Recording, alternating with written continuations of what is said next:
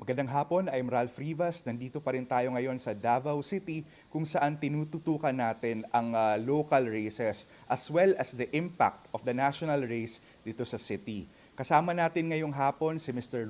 Elias Lopez, tumatakbo sa pagka-mayor at hinahamon si Baste Duterte sa posisyong ito. Hi sir, magandang hapon po. So, how would you describe your journey so far dito sa campaign na ito? And what are your chances of winning this race given the popularity of the dynasty of the Dutertes here in Davao City? Well, maybe I should tell you about from the time that I filed my candidacy and up to now. When I filed my candidacy, I was at that time in October 8. At that time, it was I was the candidate for the Hugpong for mayor in Davao City was Sara Duterte. So at that time when I filed, some people were saying that my friends were telling me that thank you for putting my name, because for several elections already, for more than a decade, every election there's no one contesting the Duterte's dynasty here in Davao. Now, when I filed, so of course, some people said, good that I filed, and so that the people will have a choice. Then there was the period of substitution. And during the period of substitution, they substituted Mayor Sara, who withdrew her candidacy and filed for vice president, candidate for vice president. So they substituted her with Vice Mayor Sebastian Duterte. They call him Baste Duterte. So now, after the period of substitution, my opponent now is Vice Mayor Baste Duterte. Both of us first time as mayor. Unlike when it was Sara was on her third term, and me, I first time running for mayor. Now it's between me and Baste Duterte, and Baste Duterte now is a first time running for mayor, and he only entered politics last 2019, of which there was no campaign because there was no opponent, so it's also first time for him to run against being a candidate with an opponent, and then thirdly, because of they would say Sara Duterte is a lawyer, but Baste Duterte has, I don't know what, in fact, until now, I do not know what his qualifications are. And Baste Duterte had, I should say, as vice mayor, generally, when I talk to the people, it was, they cannot mention what was his performance. In other words, the people were not aware what he did as vice mayor during the past 3 years. When you are serving, people will know what you do. But until now, they could now say this is what he did, etc. But people during the past 3 years, they don't know what he was doing.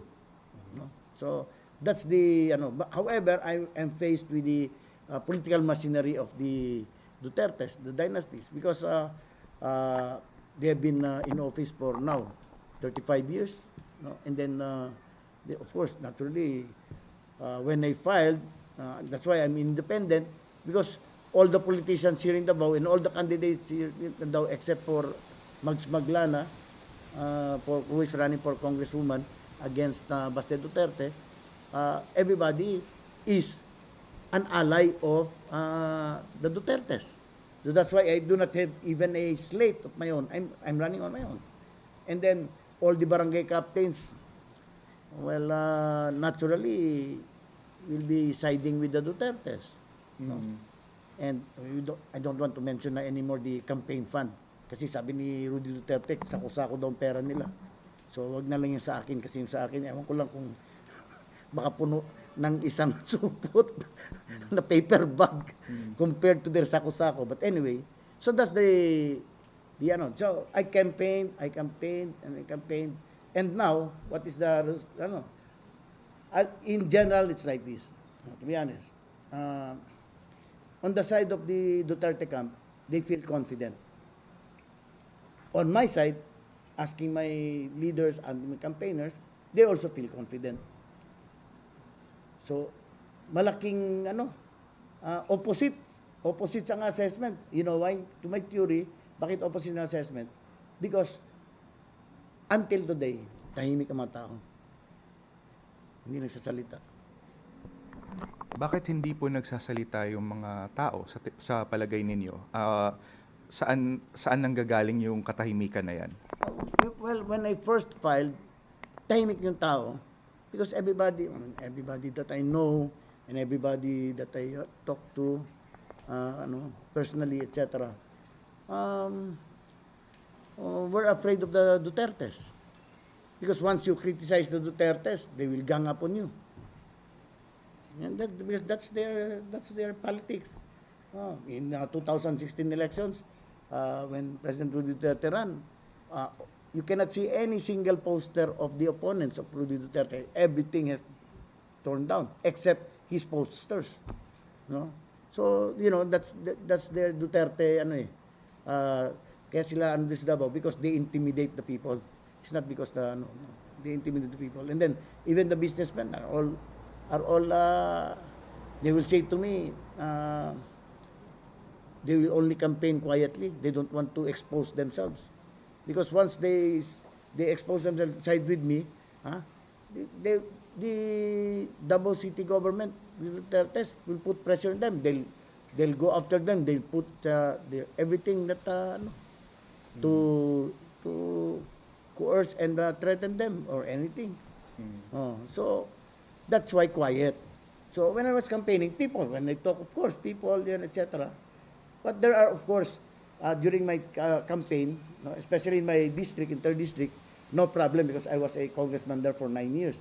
So people there are not quiet. That's my district. That's 9 years they know me because here in the 1st and 2nd, it's the first time for them to know me. No? Although when I go to every barangay's community or pulong-pulong that I attend, everybody is vocal, etc., whatever it is. But in general, I'm not saying not everybody is quiet, but in general, that's the mood.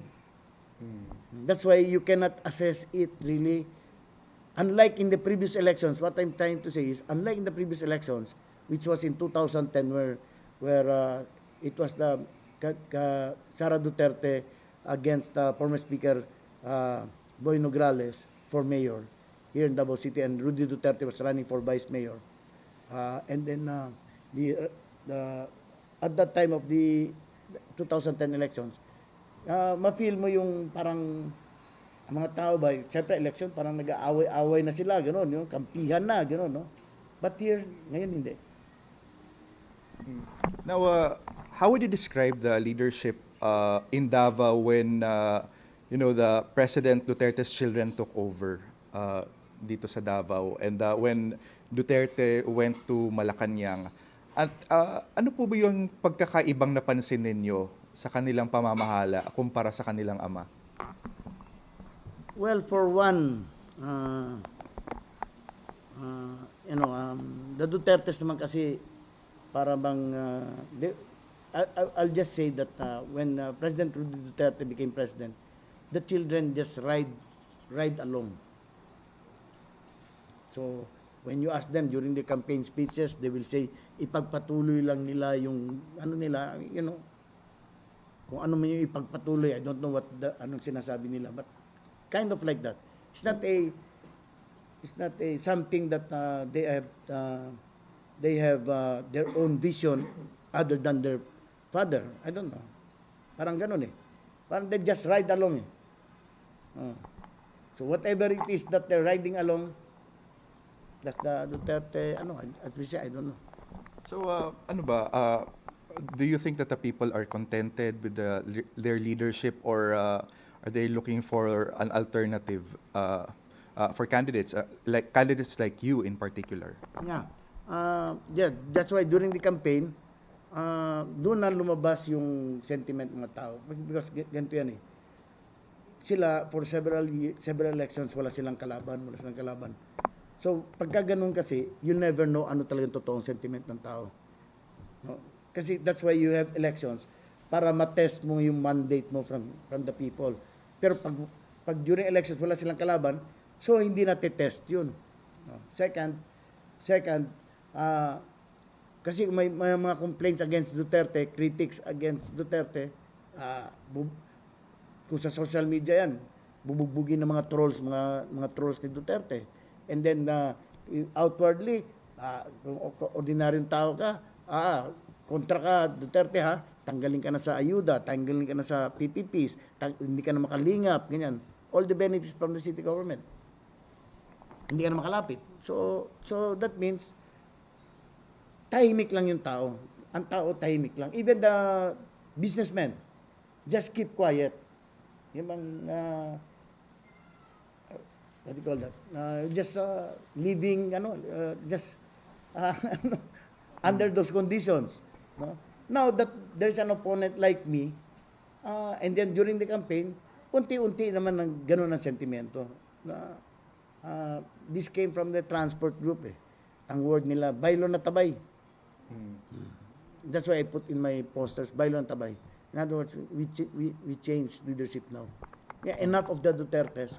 Let's have we try another one. You know, that's what they're. I mean, on my point of view of our campaigners. But that's the response that we get from the people.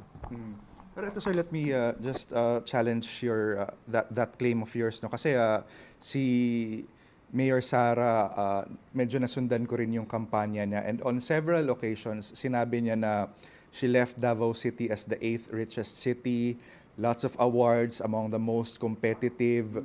So with all those achievements, and pero meron pa ring mga reklamo yung tao. So help me understand that, na may mga achievements yung syudad, pero and let me add na rin, no, kung if the people are really not contented, di ba dapat may dissent na at this point? Meron ng reklamo at may movement of some sorts? Hindi naman yun. And unlike yan sa Metro Manila, movement, educated. Mga tao dito, although this is an urban area, city, but still, probinsyano pa rin mga tao dito compared to those in Metro Manila. So, it's difficult to have a movement such as like that. No? But, yes, because when I campaigned, I talk to the people. I talk. I don't, when I was campaigning, hindi ako tatayo sa entablado tapos I'll say my platform, no? What I did as campaigning is consulting and pulong-pulong sa mga tao, talk to them. So, what did I gather talking to them? Let's say here, okay, 8 whatever achievement, the Davao City is the 8th what? 8th richest. 8th richest. Yes, but I heard that Davao City has not been paying yung mga lingap nila sa mga hospitals, sa SPMC. Hindi na babayaran. And then, I'll tell you, 8 teachers. However, more than half of the barangays, there are 182 barangays. More than half of the barangays here in Davao City have no clean potable water. More than half. You may have you may be rich maybe in the bank account, but the people, basic services wala. We don't even have a doctor in every barangay. You may be rich, yes. You don't have a doctor. Alam mo naman ngayon, magkonsulta ka lang sa doktor, pinakamaliit, 350 to 600. Now, very briefly, sir, what are your main plans para dito sa Davao City kung sakaling palarin kang manalo? Well, for one, sabi ko nga, number one is to mindset of all the government employees, starting with the mayor and all the way down to barangay officials of the city government, employees of the city government. That the mindset is hindi kami hari-hari. Kami ay magserbisyo sa tao. We are public servants. It starts with the mayor. So I'll try to do that, to instill that to all government employees and even to barangay officials, that we are here to serve people. We are not here as kings or dictators or anything. Second is Uh, Second is, uh, the city must address the basic problems. What is it? Uh, as I've said, water. This problem in the city of potable water, no, more than half more than half of the barangays in Davao City, is to me a negligence on the part of the city administration. You know, water is life. No, that is why basic service yan eh. And then health, no, health. Kailangan in every barangay there's a doctor, at least, you know, to look after the health of the people. No. We should not rely on BHWs, barangay health workers, or midwives. It should be doctors. We are 1 million plus people here. Now, your family had previously had strong ties with President Duterte, di ba, sir? Yes. So, what would you consider to be the crucial moment that, severed the ties? And kaya pa bang amend yan? The crucial moment is clear. That was when President Duterte took as his candidate for Vice Mayor si Sara, which was in 2007. That was very clear. That's why I talked to Mayor at that time, Rudy Duterte, and I told him that's wrong. There's no check and balance in the city administration. Nobody will check on you if you commit any corruption or whatever. I told him that's not good governance. Simply not good governance. And because of that, it was also clear between me and Rudy Duterte, because I don't know the children. I've not met them. I've not even talked to them. But it was between me and Rudy Duterte. It was clear that's where we severed, because that's the last time that we talked together. That we talked. Now, if mending it, let's say if I win, just a win. Now, because now, no more dynasty. As long as there's dynasty, I will still oppose them. Pero sir, ito kasi, from kahapon, no, nung na-monitor ko, President Duterte said na he did not really intend to have a dynasty, a Duterte dynasty, but it was the people daw who pushed for that. So what's your reaction sa mga ganong statement? And I'm sure President Duterte has said similar statements before.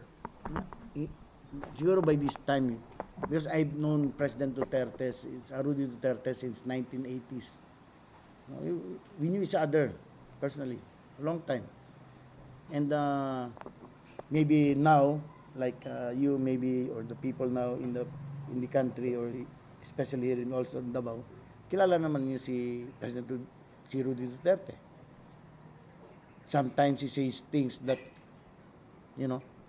he doesn't mean it. Sometimes he says things na kung sa ano pa, ilad kung Bisaya pa. Di ba? Oh. So sometimes he says things that are really true. But to discern which among the statements he's saying that is true, which are ilad, which are he doesn't mean it, it's only a joke, that's up to us. That's up to each and every one. Oh. So kung sinabi niya na he did not mean to establish a dynasty, well, to me, I'll just say to him na, well, I don't believe him. So, just up. Yeah. Now, isa pa sa mga, sinasabing or kiniklaim na accomplishments ng Duterte clan is the peace and order and the drug war. Dito, being a success daw dito sa Davao City, and I guess that's what propelled President Duterte to the presidency because of that image. So, what's your take on this, sir? Successful ba yung drug war and peace and order? Let's, you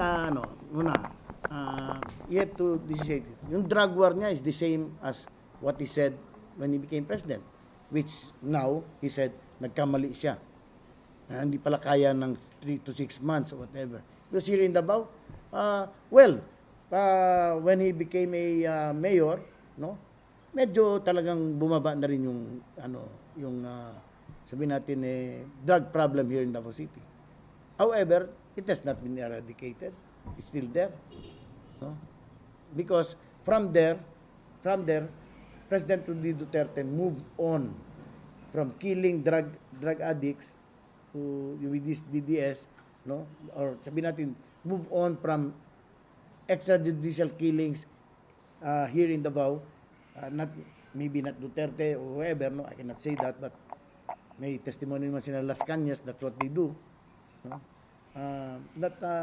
From there, he moved on to intimidating already by the host political opponents, to those who are against him, like media, no,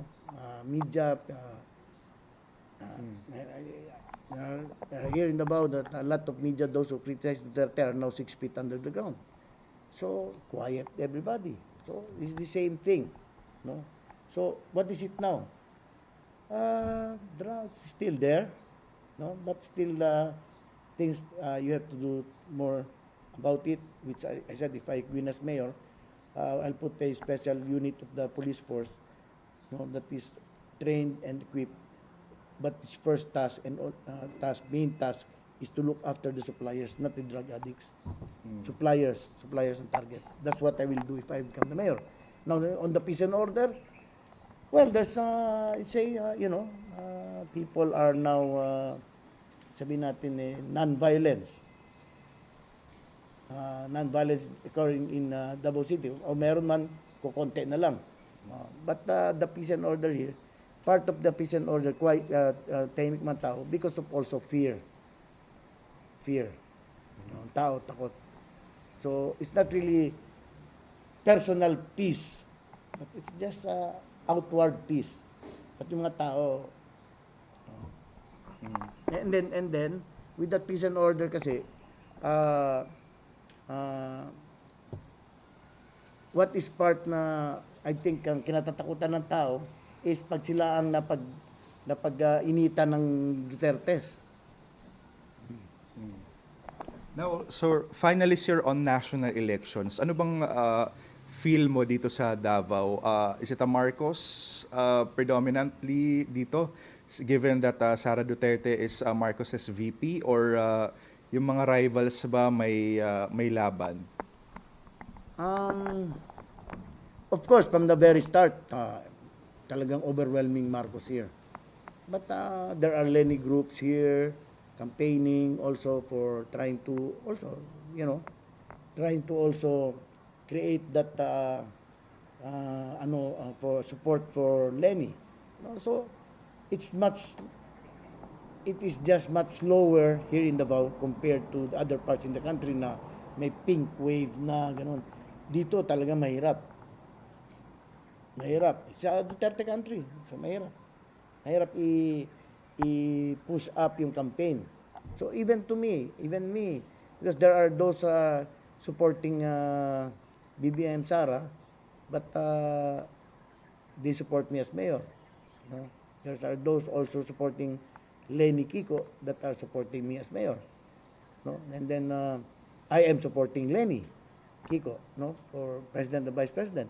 And those of my even those I talk to who are supporting me, are also trying to influence me not anymore to campaign for Lenny.